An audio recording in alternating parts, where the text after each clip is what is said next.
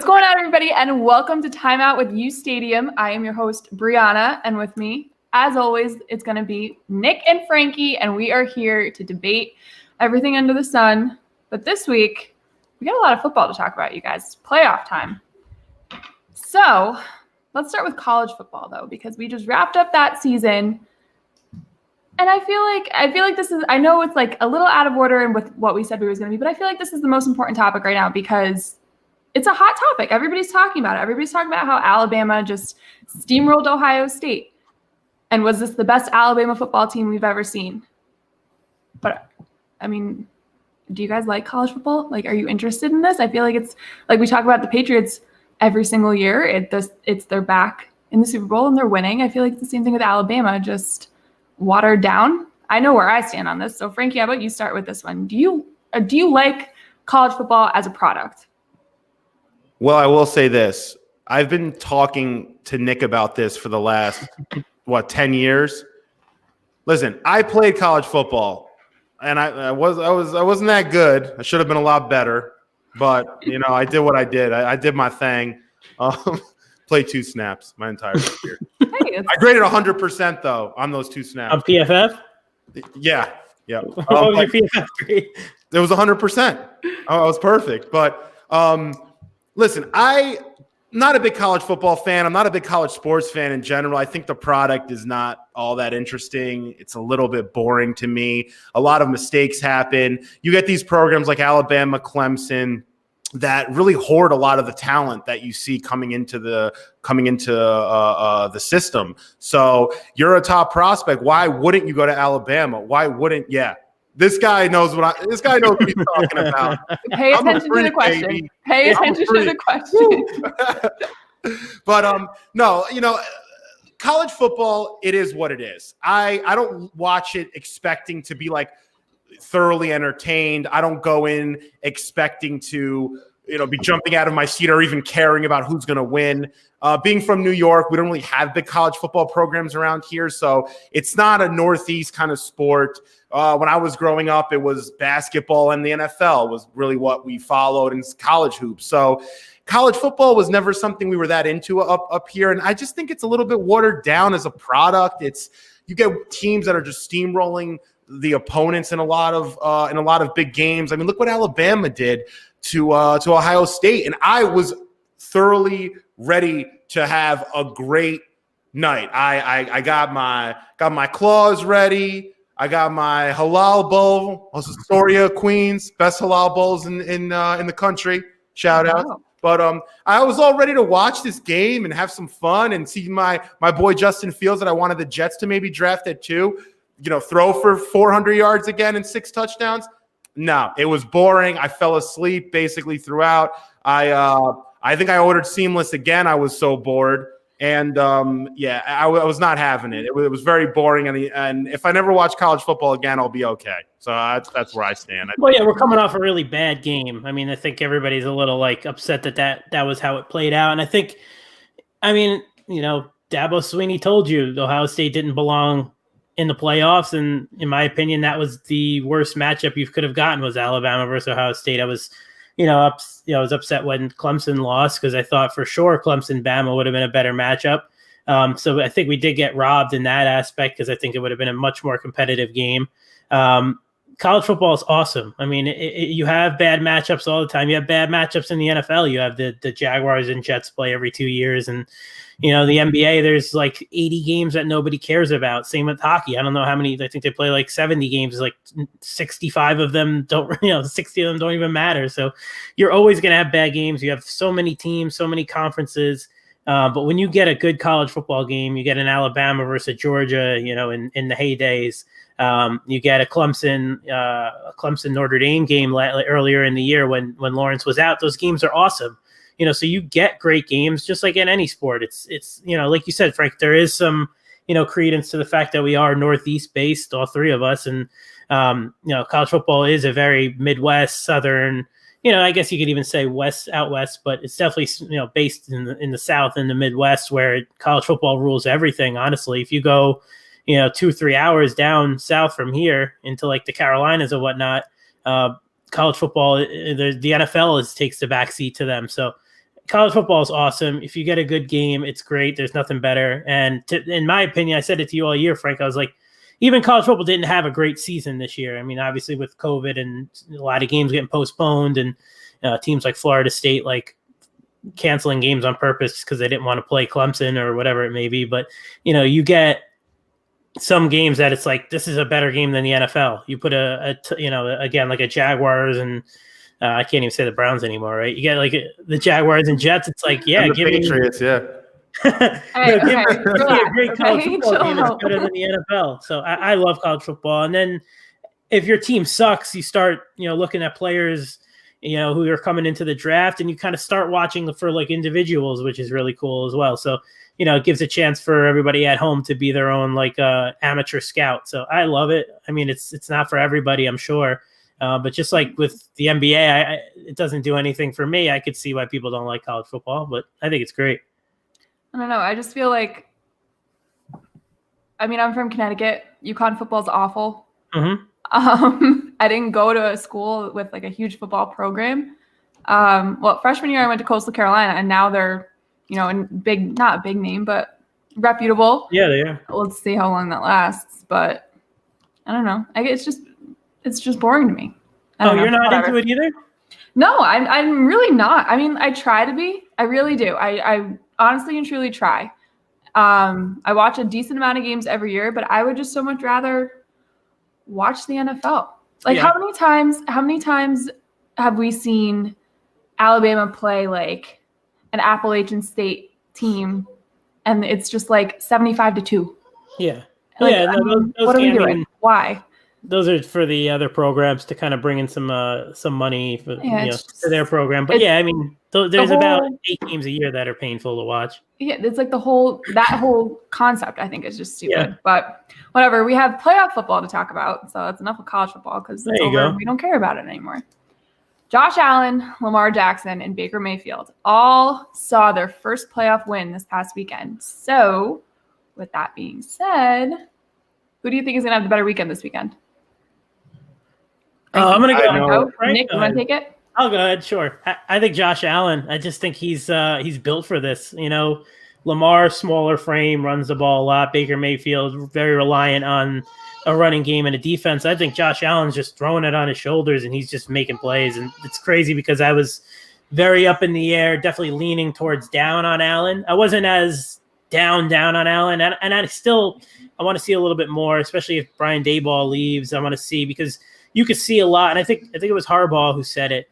And maybe it was somebody else, but you see a lot of like Brian Daboll in Josh Allen when he plays. So I'm curious to see, it's Brian Daboll's offense, not the 5'8" Brian Daboll, but a lot of the Brian Daboll's mastermind behind Josh Allen. So I'm curious to see how, if Daboll leaves and Allen sees a lot of adversity and he's able to say, all right, well, this is my team, my offense, new coordinator, coach coming in, how he'd kind of, make that next step or improvement.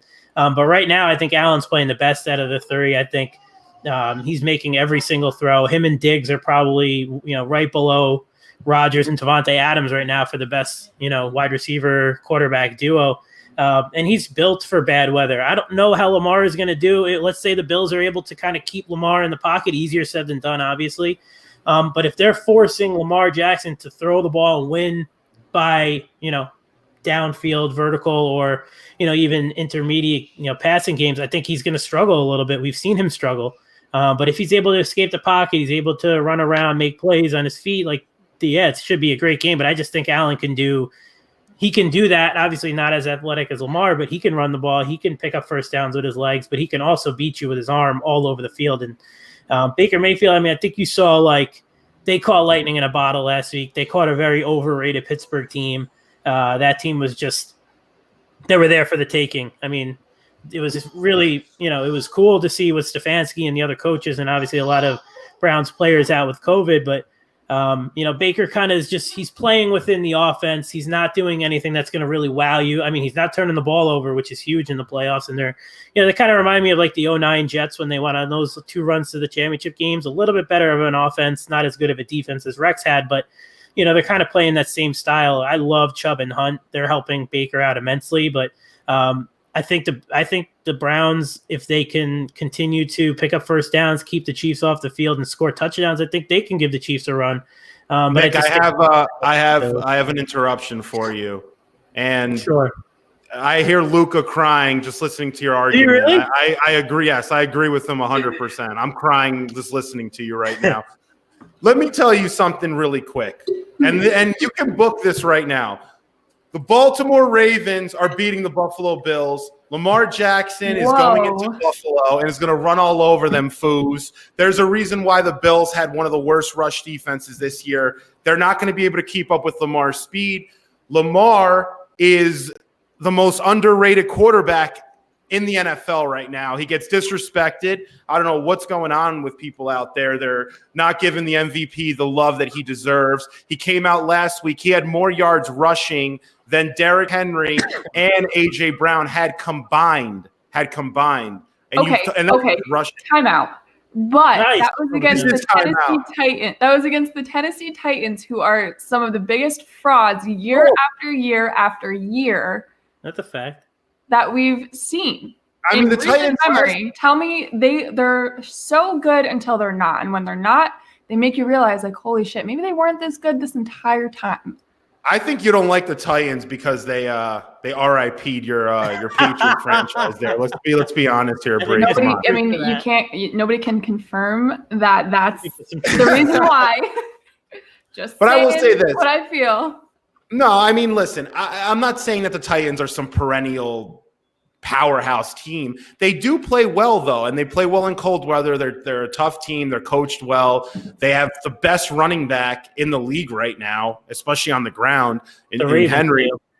Well, yeah, but but that's the point too, though, is we've never seen. This is where people get it twisted with Lamar Jackson. I get he's a scrambling quarterback. He's amazing at scrambling. He's the best scrambling quarterback in the history of the NFL, and I really don't think it's close. People want to say Vic is more agile. Yeah, he is, but overall, body structure, size, ability, and he's a better threat. He's a bigger threat to be able to run consistently throughout a game. I mean, he rushed for 1,000 yards again this year. He had a 73, I think, and a 0.7 QBR, which was top 10. Lamar Jackson needs to get more love. And when that team gets another wide receiver, because Hollywood Brown isn't a wide receiver one, when that team's able to build around him with some receivers, and Lamar, I love his attitude. I think he really, really tries and really works hard, and he doesn't get enough credit for that either. I think when he gets it together, he's going to be great for a long time. The only thing that's going to stop Lamar, in my opinion, is injury. I mean, if he tears something in his knee, if something goes wrong and he slows down a little bit, and that disadvantage comes in his game, or it's not like the superior advantage, then he may have some issues in the future. But he's amazing. He's what RG3 was kind of supposed to be in a sense, and he just took it to the next level. He reminds me of what RG3 was ideally supposed to be in the NFL, and Lamar Jackson's doing it, literally. So people need to don't sleep on that kid. Everyone's sleeping on him, and I called it, Nick, with the Ravens beating the Titans. I know we disagreed there. But yeah, I'm telling you right now, I think the Ravens are going to beat the Bills. I wouldn't be shocked. That's what I don't think I think you're at the point of this season. I mean, maybe the Chiefs and the Browns are a bit of a lopsided game on the surface, but you're at the point of the season, it's down to the best 8 teams. I don't think anybody beating anybody should be that big of a shock. I think it's going to be a great game. I don't know. Yeah. For some reason, I got faith in the Brownies, and maybe that's just because I don't like the Chiefs, but we'll see. I hope it's close. We got to move on. Moving on to the next 3 people that we're going to talk about. We're switching over to coaches. Sean Payton, Andy Reid, and the big baby Harbaugh. Each of them have 1 Super Bowl title under their belt. Who needs the second one in their legacy the most? Who wants to go first? This is a pretty big one. You know what? I'm going to take this. Okay. Andy Reid needs this the most because if Andy Reid wins his second Super Bowl, he is going to supplant, you know who? He's going to go from here Chill out. to here. Chill out. Don't Billy even. Belichick is going to be taken my God. in my rankings next year for head coaches. I'm going to put Andy Reid 1, where everyone's been putting Bill Belichick for the last 10 years, and Bill's going to be down. I'm probably going to put him at like 6 or 7. I'm going to put Sean Payton up there, probably Johnny Harb. I'm going to put, man, I might even put I might even put Urban Meyer ahead of Bill Belichick next year. Oh, so. you saw that tweet today? Yeah. Yeah. So no, I do think this is big for Andy Reid's legacy. I think he can cement himself into being one of the top head coaches of our generation. He's been to the NFC Championship game 5 times, 6 times. He went to a Super Bowl. If D-Nab didn't get a Ciroc boy on the night before, he may have won that game. What coach beat him in that Super Bowl? Yeah, I think the Ciroc beat them in that Super Bowl and an injury by T.O. But no, I do think this is big for Andy Reid. Winning multiple Super Bowls kind of puts you in that next tier as a head coach. A lot of head coaches have won 1, but winning 2, you start separating yourself. Andy Reid's amazing. I think the way he is able to game plan and the creativity and the longevity in his creativity, you see it in today's game. I mean, I remember what he was doing with Brian Westbrook with the Eagles a long time ago was unorthodox. You had a lot of bell cow backs, but he was able to manage guys like Deuce Staley with Brian Westbrook and creatively put these guys together. He didn't need the best wide receivers in the game, using Freddie Mitchell and James Thrash and a bunch of these guys that really were nobodies, but he was able to creatively put them in the position to be able to become threats at the position. So he's constantly forward thinking, and I think the way he was coaching 10 years ago or 15 years ago is really the way the game is today. And he's coaching he's always like 5 or 10 years ahead. I mean, you see the Chiefs doing stuff where the game is so slow for them. I mean, everything just slows down, and don't think that doesn't benefit Mahomes. It absolutely does. A lot of what Mahomes does is a product of Andy Reid. So and this is something separate, but I do think Mahomes is on his way to being top 5, top 10 all time, wherever people want to put. People say he's going to be number 1. Okay, I want to see Mahomes do it when Andy Reid isn't there, because that day will come, and they're not running all this creative stuff. Let's see what Mahomes can do then. But until then, I just want to see. I think this is important for Andy Reid's legacy because he goes from 1 to multiple, which is putting him in that next tier, and he deserves it, in my opinion, too. Yeah, I mean, it took Andy Reid having a freak like Patrick Mahomes to win a Super Bowl, so he can give him a lot of the credit for that, too, because, I mean, Andy Reid's a great coach. I don't think anybody thinks otherwise, but he was known as, like, the Marty Schottenheimer of our generation, right? He would get to the playoffs, win every year, and lose the NFC Championship game or lose the Super Bowl. So I think most of that credit goes to a majority of the credit goes to Mahomes. Reid is a great coach, obviously. It's like the same thing with Brady and Belichick. They just work together. It just works. So it's hard to say who's better than who or who needs who more. I think Sean Payton needs it because, you've seen like the Drew Brees, decline bad, this year, even last year and the year before that.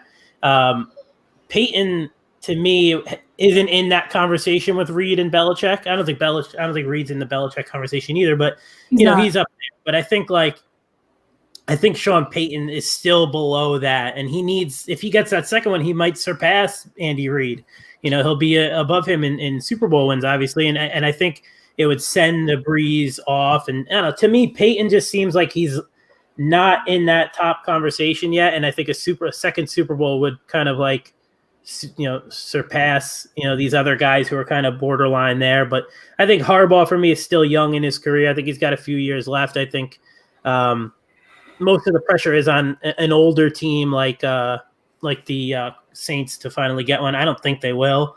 And I think the Chiefs still have a few years, obviously a bunch of years left. So I think the pressure is definitely on Sean Payton with an older Breeze. Who knows where they're going to go for a quarterback next year. If they could win one this year with Drew Brees, that'll be big for both of their careers and resumes.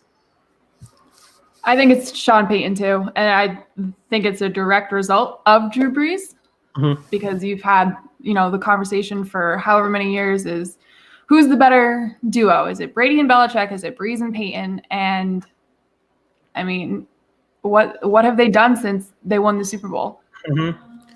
how many years ago was that? That was over a decade ago. A lot of early playoff losses.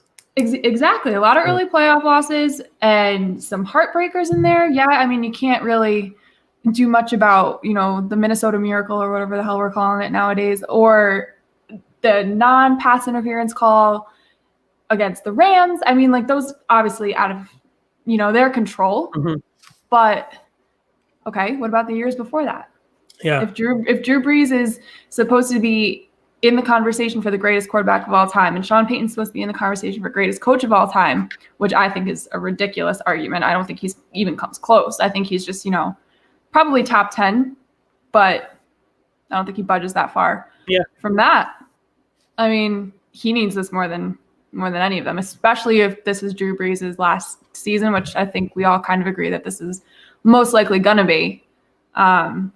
It's what I want to see? I would love to see this. I would love to see if the Saints lose this year. I would love to see Sean Payton go to Dallas in a year or two. Yeah. And see what he can do if they sign Dak. And there's a connection there. Jerry Jones and Sean Payton are very well connected. So they were rumored remember, Nick, about 3 or 4 years ago, they were rumored to have Sean interview for the Cowboys job, and he couldn't at that time because he was the Saints coach. But it was just very interesting. That whole dynamic was interesting. I would love to see Sean Payton at some point go to the Cowboys in a few years. And if you win a Super Bowl in Big D, baby, it's still America's team. Don't doubt that. Still America's team. The Patriots lost that when Brady left. They had that for about a year and a half. Yeah, it was done.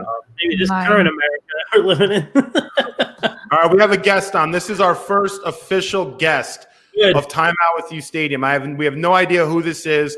We're throwing you in the stream. You're the first guest. Are you ready? You're coming in 3, 2, 1. It's Brandon Brooks. What's going on? What's going on, y'all? How you doing? I'm doing good. Just I started out on YouTube, just listening to you guys. So it's been good to hear the commentary with the upcoming playoff games. Who do you like? Who's your Super Bowl prediction? I got. Oh man, let me go. I still got New Orleans. I got New Orleans over. Breeze going out on top. New Orleans over Baltimore. Ooh, I like that. Okay. And Ryan, our producer, Potts, Splash, get that recorded. If that happens, if they just go in the Super Bowl, we're going to send you a uSTADIUM hoodie. Got to rock the hoodie. Hey, so cool. I've been looking for one of those. Yeah, we'll send you one. Actually, how about this? If the Saints or the Ravens make the Super Bowl, either or, we'll send you the hoodie, okay? So you're awesome. That's good odds. I've been having fun in the YouTube chat. People think I am the Brandon Brooks, the Pro Bowl guard from the Philadelphia Eagles. So I've been you're telling me you're not? I know. I've just slimmed down quite a bit, on that keto diet, That's all. And what's funny is I'm actually from Houston. Oh, yeah. So he is obviously a former Texan. So I am a Texans fan, unfortunately. Okay, well, here we go. What are your thoughts? What are your thoughts on Deshaun Watson? What the heck's going to happen there? There you go. Good one. I'm a big Houston sports fan, so I've been trying to almost ignore all of the noise with the James Harden and then now the Watson. I'm just like, you know what? Things will just boil over. Crazy. Things will just boil over. Just Watson will be fine. Just ignore the media. I can't hear anything. Just move forward. I don't think him going to Miami was ever a real possibility, honestly. I think they just do, and I was tweeting about it. It's like, you got to do right by this guy. He's a top 5 quarterback in football. He's 25 or 6 years old. Like, what are you going out of your way for to almost piss this dude off? Like, teams treat these guys like kings, good teams. And thanks for hopping on, Brandon. I think we should give him something just for being the first official uSTADIUM. Let's throw him a shirt. We'll give him a shirt and the hat combo. Yeah, let's do it. The Watson thing is crazy to me. I mean, we touched on it briefly last week, and I know, Frank, you want to talk about James Harden, but do whatever you can to make Deshaun Watson happy. Like, this guy is the only thing you got. So if you got to hire Eric Bieniemy because he wants him, suck it up and do it, and then go from there. I mean, don't don't make this guy mad. It doesn't make any sense to me. All right, Yeah, well, that's we gotta move on. We can't talk about Let's move on. anymore. I feel like we did Thank that. you, Brandon. Appreciate it. Yeah, thanks, Brandon, for coming on. That was awesome. thanks, Brandon. You're the man, dude. We're gonna stay in Houston though. We're gonna switch over to basketball. James Harden's gone. That whole drama saga with him and the Rockets is finally over. It was only like a month's worth, but it felt like a lifetime. And now he is a Brooklyn Net with two of the biggest personalities in the association, with Kevin Durant and Kyrie Irving, if Kyrie Irving decides to ever, play basketball again. How do you guys, okay, this is a two-part question, actually. I'm ad-libbing here. Part one, is this going to work? And part two, if it works, are they the favorites in the East? Okay, so I think that I think the move was fine for the Nets. The Nets need to find a way to win a championship. I didn't see a championship with KD and Kyrie. And a lot of that is because due to potential locker room issues, which you see with Kyrie, that's already happening. Kyrie's already not there, causing issues. So I never really thought that the Nets were going to be in the finals this year. They did trade their 4 first-round picks with those pick swaps and Karis LeVert, and they moved some pieces, and some really diehard Net fans that I know aren't happy about it because they mortgage their future in many ways for Harden. But you have to understand something. James Harden, in my opinion, is top 5 offensive player in NBA history. And you team him up with KD, who is also probably top 5 offensive player, offensively speaking, in NBA history. And you're talking about in the playoffs where the game slows down. It's pass and watch basketball, a lot of ISO ball. How are you going to stop them? The only thing that's going to stop them is if Harden takes too many possessions and is getting nervous like he's done in the past and blowing some games. But I think with KD there and Harden, and then you just throw Kyrie in there, how are teams going to stop them in the half court? I mean, the only team I could see that could give them some issues is maybe Boston, because you have Tatum. Hell yeah, Tatum could D up maybe KD. You could have Jaylen Brown on Jaylen Brown could stick with Harden, and then you have Smart on Kyrie. So maybe you can ruffle some feathers there. But with that being said, I don't know. I don't see how it's a bad move. I think you're trying to win. I know Sean Marks went on a bit of a limb with that move. And as I was saying, a lot of Net fans, they don't like the move because they think it's mortgaging their future. But it's a super team league. It just is what it is. I mean, you want to win, combine as many great players together, and teams don't play defense anymore. It's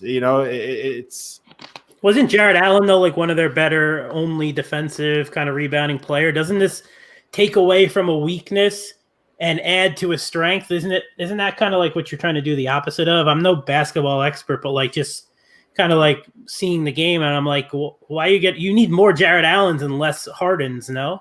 Yeah, but Nick, the game's different right now. The game is so fast-paced. It's almost like the NFL is with just having a bunch of just fast wide receivers, and you can't touch guys anymore. And they throw flags left and right. The game, nobody plays tough defense anymore. Is Kyrie coming back? I don't know. Who knows? Yeah. Supposedly, people in his inner circle have said that he's completely okay with sitting out the rest of the season because he wasn't happy that he wasn't involved in the Steve Nash hiring. Which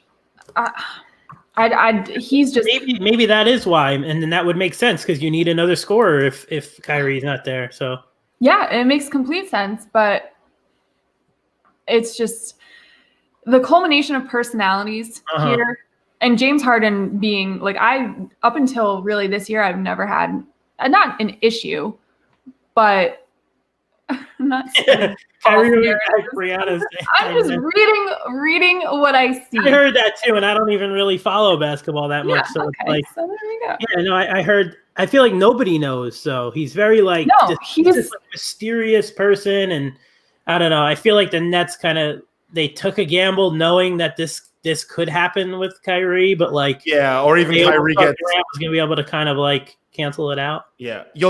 I've never seen though two guys. The only comparison I can give with two of the top 5 offensive players, maybe in the history of the game on the same team, you can make an argument Kobe and Shaq in their prime, when they were both in their prime, maybe could play at that level, but it's gonna be impossible for teams to stop them when they're rolling. I mean, just KD himself, and then you have James Harden, who he shoots a high percentage too, and so does KD. Obviously, these aren't guys that shoot 39 or 40%. They shoot 46 to 48%. They're high volume. They're great free throw shooters.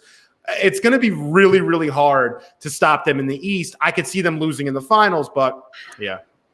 And you don't think the egos have anything are going to play a factor at all? You think that they're going to be able to coexist together? I don't know. To make a push? I actually think Harden will be fine. He wanted to get out. I think Harden would be fine. Yeah, I think it's the least Kyrie, of right? problems. I think it's just all of them together. I don't think it's one. You can't single anybody out, but I just think, just being together for that period of time and then adapting to each other's playing styles. We all know James Harden doesn't really like to pass the ball that much.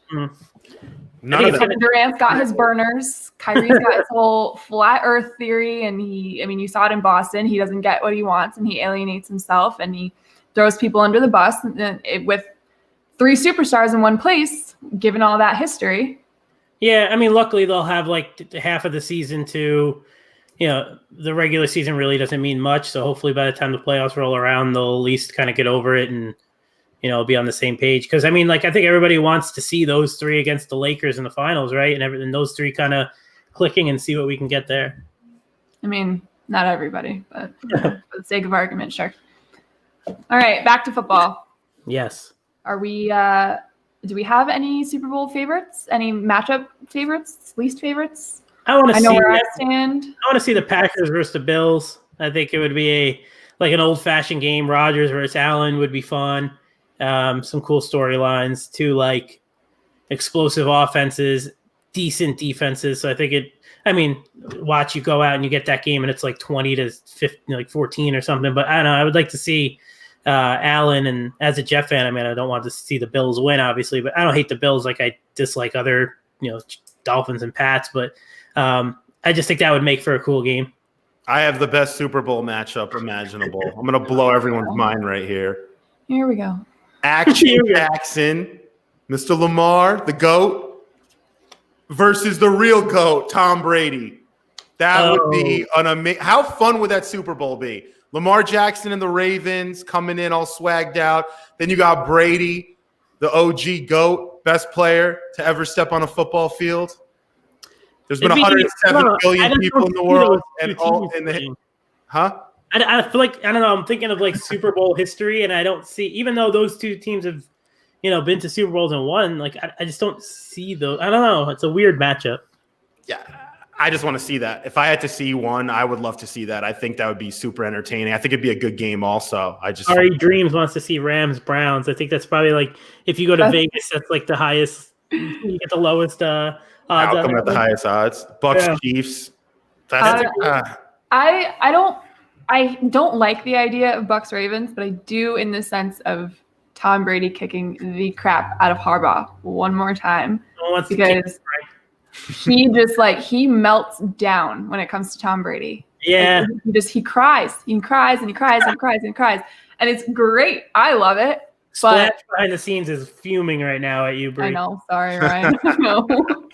All right, what are your least ideal matchups? So those are your favorites. What are your least? Ari just said Browns Rams. Yeah, I think I agree. I don't want to see the Chiefs in the Super Bowl. I'm sick of the Chiefs. I don't want to see Mahomes. I'm done with them.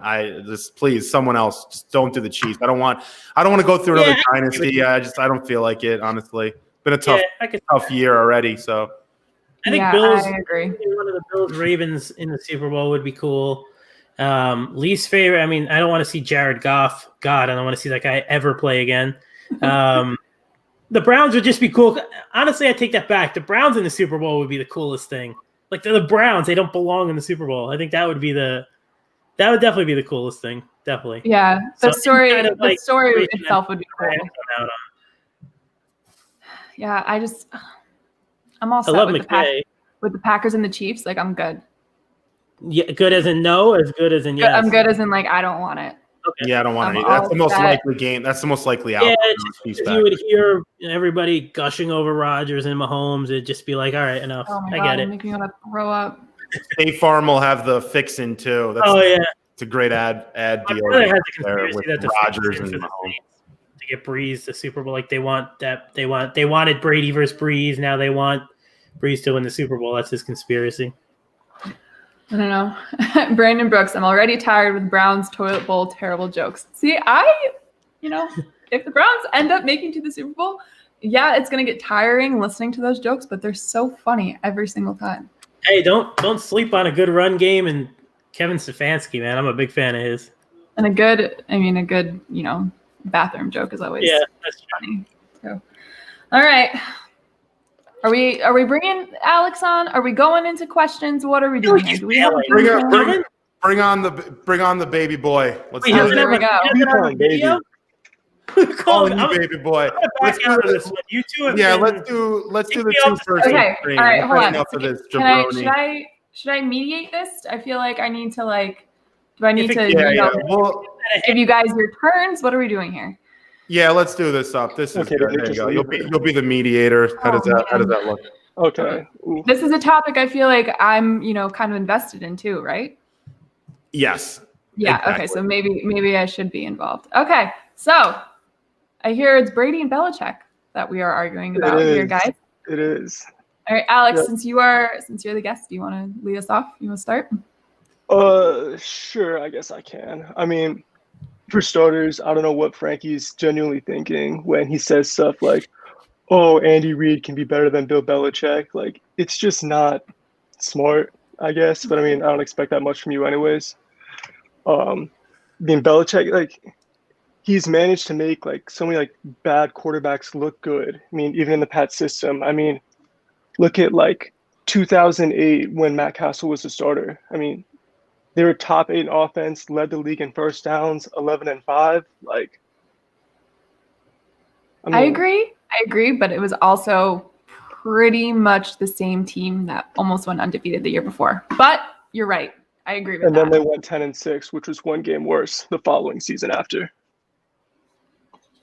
All right, Alex, my whole thing for you is this. All right, I'm not delusional, although sometimes I can be if I drink too much. Sometimes we can. But I'll tell you this. If Bill Belichick is the GOAT, self-proclaimed GOAT head coach, why is he 39-54 with number 1 overall picks when he has them on his team? He has 1 playoff appearance in 8 seasons without Tom Brady.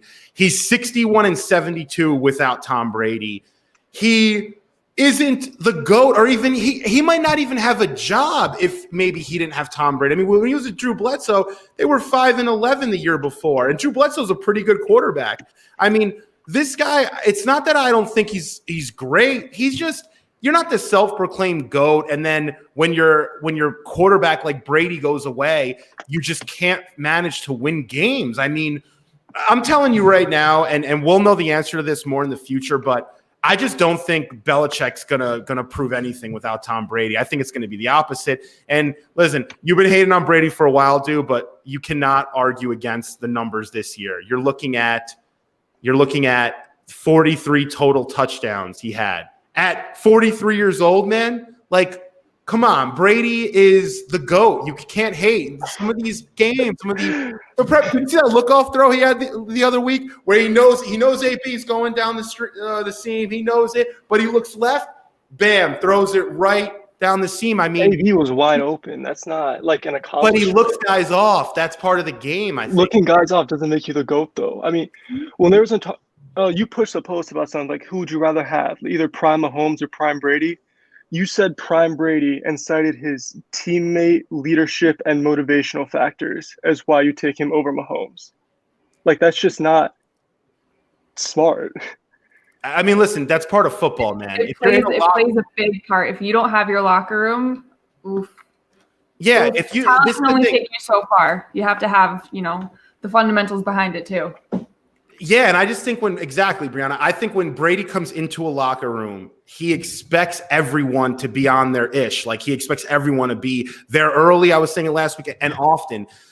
Does Mahomes demand that yet? We don't know what kind of leader he is. It's easy when things are smooth sailing, man. When Andy Reid and Bieniemy are dialing up all the right things, and you have Tyreek Hill and you have Clyde Edwards-Helaire and Travis Kelce, and your offensive line is top 5 maybe in the league, it's easy to get things rolling. But when you're Brady and you're going to a new place and you're old and everyone's doubting you, and granted, I know the Bucs have nice pieces. They arguably have 3 number 1 wide receivers, but it's the excellence, man. Like people overlook how great this guy is. And it's something he doesn't put the numbers up. Like, look at this year. He put up fantastic numbers.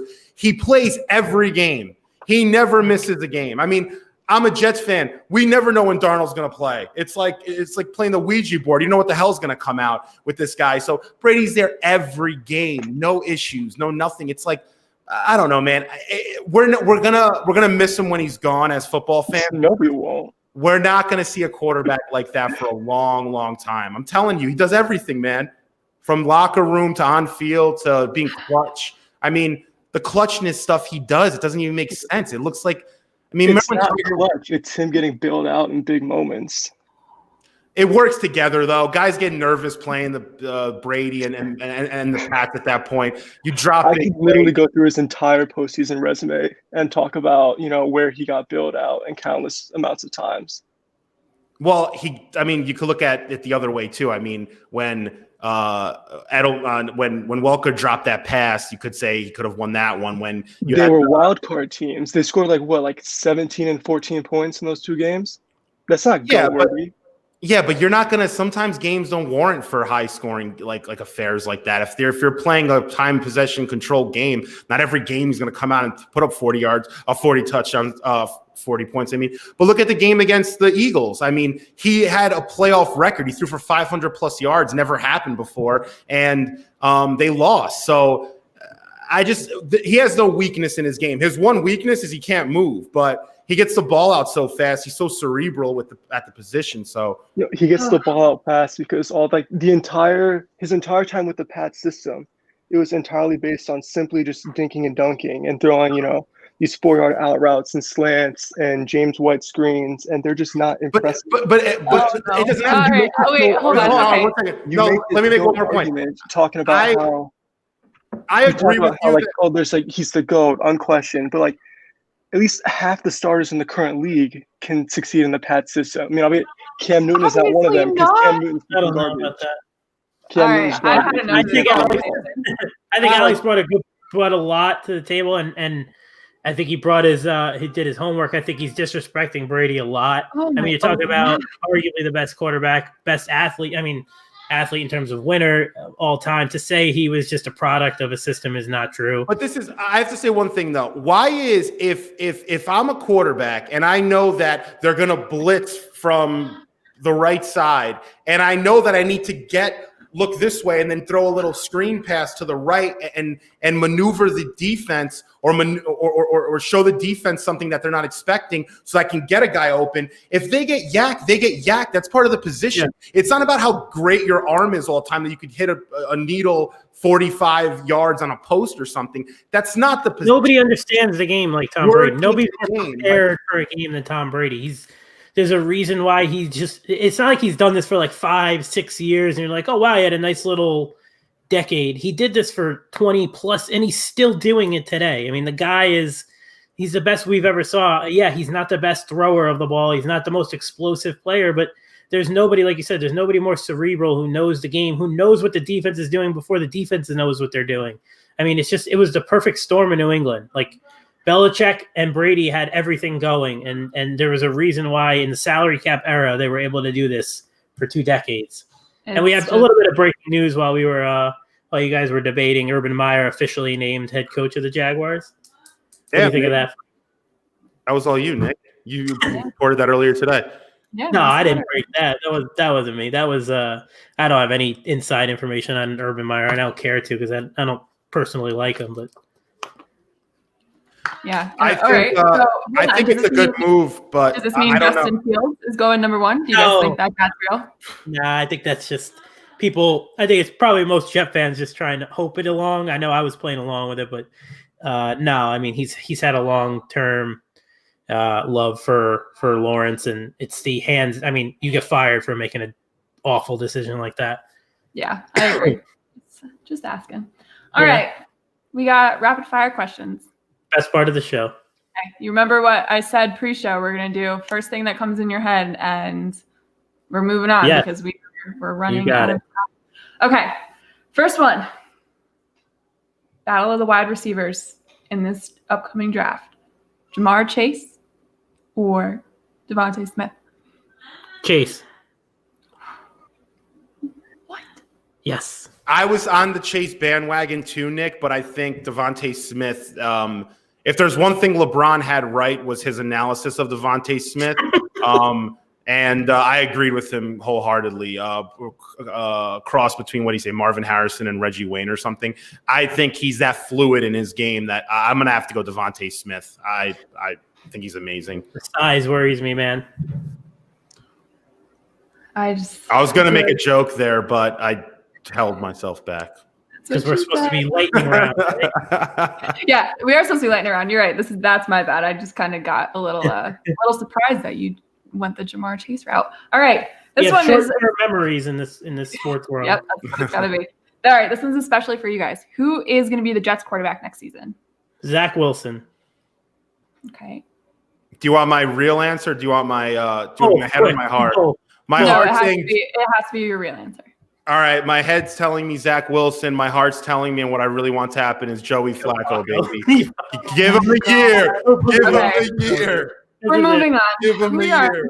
We're looking for a new co-host. Send your email, Nick at uSTADIUM. Nick, I bet you there's a chance the Jets start Flacco next year. There is a better chance you start with your Colgate resume than Flacco starts. All right. Damn, you took college out like that? Okay. Yeah, hey, more than any of us played. Completely moving on from that because that's score predictions this weekend. I'm going to go in order of games. First up, Rams-Packers. 31 Rams, 20 Packers. I'm sorry, opposite. 31 Packers, 20 Rams. Sorry. Okay. Yeah. Frankie? I think it's going to be a little bit low scoring. I think it's going to be 24-20 Packers over Rams. Okay. Ravens-Bills. I feel like with that threat of some snow up there in Orchard Park, we should see 30-28 Bills. Oh, it's close. Yes. That's kind of high scoring. Okay. Last drive. 28-27. My Ravens, baby. Your Ravens. It splashes. I'm a Ravens fan now. They don't want you. I'm a Flacco. Oh, the Flacco connection too. Oh my God. All right. Sunday. Browns at Chiefs. 35-20 Chiefs. Okay. I think it's going to be a blowout in the Chiefs' favor. I think the Browns are going to get blown out. I don't know what the score will be. I'll say 42-14. I think it's not be close. The Browns were cute for a little bit, but they're toast. I could see that, unfortunately. I was going to say, unfortunately, I could see that too. All right. Best one of the weekend. Bucks in the Superdome. On the History Channel. Yeah, right? Old guys. Oh, man, I have a hard time with this one. It's supposed to be fast, right? Hurry up. Nick, say the Saints. You think the Saints are going to win. Come on. I could read your mind from here. I don't know. I don't trust you. I don't know. I'm going to say no, I'm not. I think the Bucks are going to win 28-23. Okay. I'm going Bucks as well. I'm going to go a low-scoring one, though, 28-14. Not going to be story. The old men aren't going to do much, but Brady will make it happen like he always does. So Louis says 21-17 NOLA. I disagree. It's good. What do you got, Bray? What's your Brady? Yeah, we got to get a Brady question from you. Brady, Brady, I'm thinking Bucks 31, Saints 27. All right. So 3 good games, 1 blowout. Watch the Browns win. I know. That'd be cool. All right. I will say Hunt and Chubb are unbelievable. Yeah, they are. Like, there's not a better duo. That's for sure. Maybe in the last 5 or maybe 10 years. I'm not even kidding. Those guys are amazing. Big T says Breeze and Brady rushed for like 283 yards. What's the over 4.5 yards combined? All right. Are they going to rush for that much in their career? No, probably not. Yeah, Brady hit 1,000 Brady- rushing yards. Oh yeah, that's right. In his Yeah, career. It Brady was used a to whole run a big little thing. bit back in the day. Yeah. It was a whole big thing. Well, he's the best quarterback sneaker of all time. So Yeah, he is. All right, last question. On this one, I feel like we've gotten into it already, and I don't even want to ask Frankie this one. But best coach of all time in the NFL. Bill Belichick. Thank you. Not even close, man. Yeah, there it is. You call yourself Italian, Nick? It's Vince Lombardi, baby. The best. Oh my Invented God. it A to Z. He taught people how to down block. He made the zone running scheme a thing. I just made that up, by the way. But no, Vince Lombardi's the GOAT. Please don't bring Bill Belichick into this conversation. It's Vince Lombardi. Don't throw big L's to Bill Belichick if they ever went head to head. They should have a simulation, yes. Do I have time to give a quick rundown of the coaching situation that's going on and basically what we've heard here? And I have to ask Brianna for permission first. Otherwise, I get in trouble. Yeah, all right. So you have five GM openings. 3 are pretty much filled. You have Fitterer in Carolina, Brad Holmes with Detroit, and Terry Fontenot is expected to get the job with the Falcons, and that might be a Joe Brady or Arthur Smith situation there. Open still is Jacksonville just hired Urban Meyer. They don't know if they're going to kind of keep Trent Baalke with the interim tag or kind of go get somebody outside, but it's going to be Urban Meyer running the show, and Washington is still up in the air. Coaching situation, I spoke with an agent who reps a bunch of coaches, and he said this obviously is a weird year, obviously with COVID, where usually when you do get a candidate in for a second interview and they're talking like the Jets were with Robert Saleh the other night, you don't let that guy leave without a contract. This year is a lot different. It seems that all of these coaches are going to take the full tour. So when you do have guys like Saleh, Arthur Smith, Brian Daboll, when he's able to go on an in-person interview, he can't until the Bills are out. He can do virtual second interviews, which the Jets and Chargers want to get him. The Jets like him a lot. The Chargers are expected to hire Daboll. So it's looking like Arthur Smith in Atlanta, Robert Saleh, I still hear has a good chance to get the Jet job, and Brian Daboll in, I keep saying San Diego, but LA. Look, Detroit is still up in the air. They just hired their new GM, so who knows what they're going to do. And there's one more team. What's the other team I'm talking about? I said Brady or Arthur Smith in Atlanta. I'm forgetting one more spot, but looking like Saleh to the Jets still has some hope. Don't let it die, Jet fans.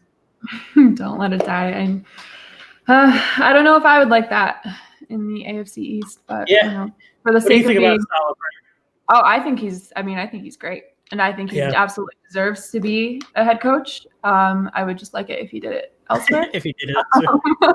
I'm all set with him in the AFC East, even though I know it's just the Jets and a defensive coach isn't going to fix all your problems offensively and things like that. He is going to bring one of the Shanahan guys, is what they're saying, is Mike McDaniel, the run game coordinator, or LaFleur's brother, who's more of a passing. Well, that's the thing with Saleh. I think the Jets are going to, if they do get him, they have to make sure they bring in, or anyone that brings him in, I think needs to make sure they have this offensive assistant crew behind him, because he's not a X's and O's guy. And the way the league is with the way offenses are run today, he's a motivator. He's a tough kind of coach, similar to Flores, I think. I was just going to say, he's that same CEO, no nonsense. Which is fine. You need that. What Flores has struggled to do is keep an offensive coordinator and build a good staff. He hasn't quite on the offensive side of the ball, and you'll see that take a toll on a guy like Tua, or you got to watch out for that. It definitely is an issue. I know, they were making a big deal of it on Pro Football Talk, and, other people in the media were saying if you do get a defensive guy, most likely in a year or two, if you do start, if Jets do turn it around and they draft a young quarterback and that quarterback starts playing well, look at the Bills with Daboll. Someone's going to come and take Daboll from you, and you're starting from square one unless you build a really good network of coaches. And McDaniel has a guy who you're ready to kind of move up to the next place too, to give him a promotion to the offense coordinator too. Like, who's the hottest offensive assistant out there right now that everyone's trying to bring in? Is it as a head coach or an assistant? As an assistant, McDaniel and LaFleur. There's Tony Elliott from Clemson, but it seems like he's staying. Mike Kafka's up in the air with the Chiefs, but he can't interview because they're still in the playoffs. a few other guys. Pep Hamilton. I like Kafka a lot. I think if he a lot of teams has an like opportunity to be an OC. I think he's going to be really I solid agree. for somebody. Yeah. It's interesting. You might start here. Everybody knew Urban Meyer was going to be the first one to drop. Now it's like the Jets, Falcons, and what else was there? The Chargers. Jets, Falcons, and Chargers are kind of like circling the same names right now. So it looks like Arthur Smith's going to interview. He's interviewing now with Philly. He's going to interview, I believe, with the Lions. But he's going to take all 4. He interviewed with all 7 teams. Wow. Arthur Smith, the Titans. So that's an interesting one to watch. He's Do going to get it. Do you get paid for taking interviews? Is that why I feel like this guy? You get paid to take dinners. Yeah, I think he's just taking free flights to dinners. I would put me in a hotel 7 nights. I'll take every interview under the sun. I'll even interview. If I would even interview for like a defensive line coach position. Just put me. You and Tom Sula, right? Yeah, me and Tom Sula. Oh Tom Sula actually did that, but then he actually got the job. He was just trying to get free food, and then they just happened to hire him. I heard that. So, yeah. I don't know. I think the Chargers position is going to be the most interesting one because I feel like they have, the best. I love that Daboll things to work with. But they have notoriously the cheapest ownership, so people forget about that, and they don't have a real fan base in LA. They say never trust the Spanos. That's right. I know I get a bad rap, but that's the Greek version of me. They had the S to it. And SuperiorAlex is really pissed at you, Frank. By the way, he thinks I didn't cut him off the show. I didn't. No, that was me. I don't have the control. I'll take full responsibility for it. It was me. Come on anytime, dude. You brought up the dink and dunk, and I was like, I saw it, and Brianna was like, "That's it. I'm all set with that." All right, we got some bad takes to finish off the show, so if we can get those up. Is it just a highlight of Frank? Yeah. Well, you know what? I still stand by it. Oh, you really put a Frank one up first? You know what time it is? Hey, that was a bad take. I knew it was when I said it. I was feeling good about myself, so I just said, you know what? Let me throw something out there. I do respect that you formed it as a question. If an argument can be made, and not just flat out saying, "Hey, Damian Lillard's." No, I think I did like a retweet. I appreciate that. No, I think he did a retweet thing here, Bree. That was a reply to a comment. Oh, okay, never mind. I take that. I was going to give you the benefit of the doubt, and I think you're amped up, right? I take it back. Hey, you win some, or I win a lot. You lose a very few. That's one of them. So, hey. Yeah. All right. Watson literally does nothing better than Trubisky, either than being on a better team, similar athletes as well. Trubisky has way better accuracy, had a better arm, and better pocket presence. Mitch Trubisky doesn't look like he has any idea what's going on when he's on the field. So that's fan worthy. Keep it going. NFL won't happen this year. 6 dislike. I mean, I feel like we all that's saw that was wrong. So that's very bad. All right, we're gonna move on from that one. Frankie and all his football takes. Hey, my Belichick take is proven out to be true, by the way. Since I said that, we know what happened. We know what's going on. Jay said Drew Lock would win. Oh, boy. Yeah, there was a lot of unwarranted Drew Lock love at the beginning of this year. Ben Roethlisberger is the best quarterback in the AFC North. I actually still agree with that. I mean, all time he is. All time, yeah, but currently? No. Well, it depends on what Ben drank before the game. He can come out one day and look like dropped 404. These are epic. The Gase ones are great. Maybe one of the perfect coach quarterback pairings. Oh my god. Hey, I didn't mind the Gase hire when it happened, so I'm sure there's some bad ones of me you could get. Oh man. Man, Seth Cooper's up here a lot.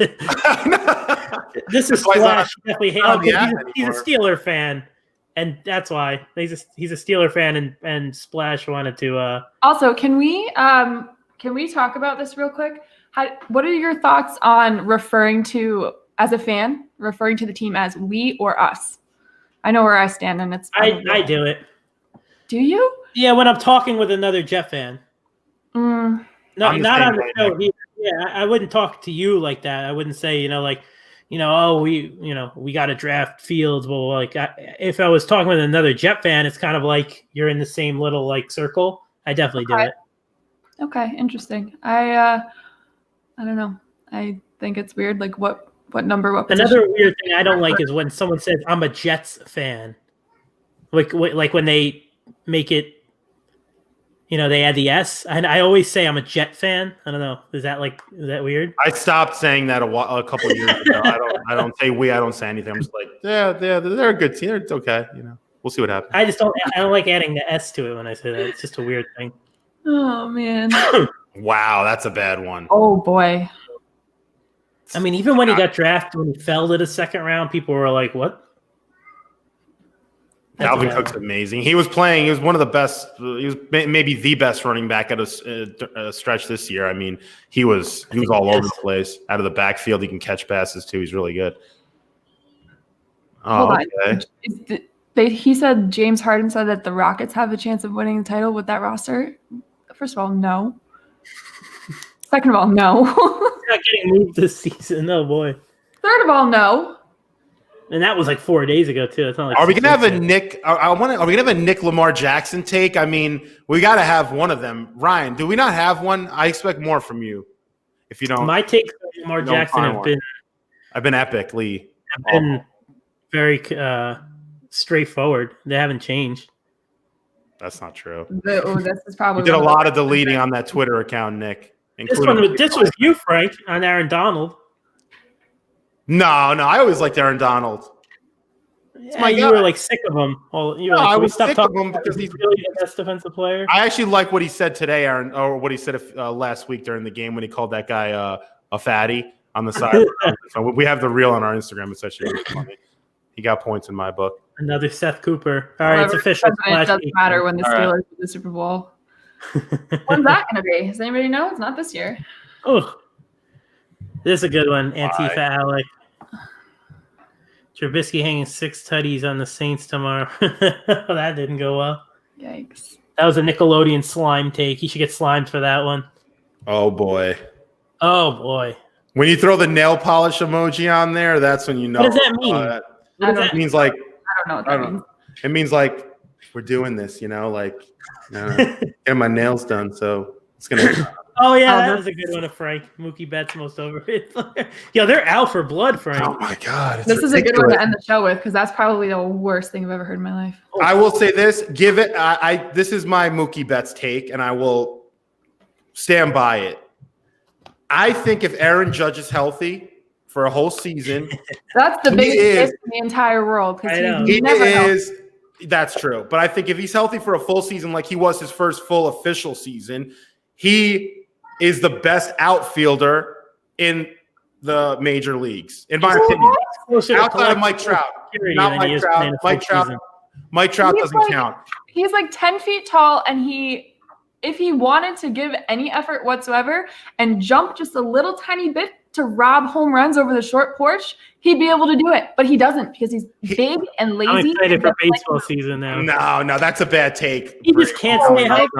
No, he's not lazy. He's a baller. He doesn't go all out some games because he's trying to preserve himself, but he's amazing. And when he stops striking out, what is he going to be 28 this year, I think? Or you need to preserve yourself at 28?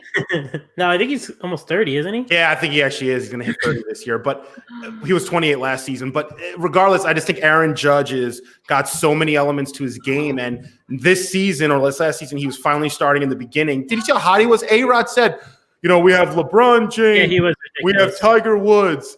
And now we have Judge. And I was anything that Alex Rodriguez says, take with a grain of salt because he's Alex Rodriguez. So that's a fact. He's got to stay healthy, man. He is one of the best players when he's healthy. Oh, my goodness. He's one of the best players at striking out, too, when he's healthy. So everyone strikes out now. Not as much as Aaron Judge. All right, guys. Well, that being said, baseball is going to be fun because I'm not a fan. I'll sit here and just kind of like laugh at it. It's fun. I mean, the Red Sox are about to trade Andrew Benintendi, so I can't really talk too much because when you hire a Tampa Rays guy to run the show. My entire team is just like crumbling out from underneath me, so that's great. But it is great. It's really not. I feel like this must be what the Mets have felt like for the last however many years. Silenced Frank with the uSTADIUM, man. Yes, I'm done. Yeah. Yep, that's it. After that Aaron Judge nonsense, I'm done too. All right, guys. Next week. The first Anytime. person to comment Frank's the GOAT on the app gets a free uSTADIUM mask. So comment All right, Frank's the GOAT on the uSTADIUM app, and you get one of these. I'm going to send you this one, actually. So the one that he brand it out, baby. Let's do it. I'm like Evan Roberts right now on the show. Let's go. We'll see you next week. All right, you guys. Next Thursday, same time, same place. That's it. See you later. Yo, later.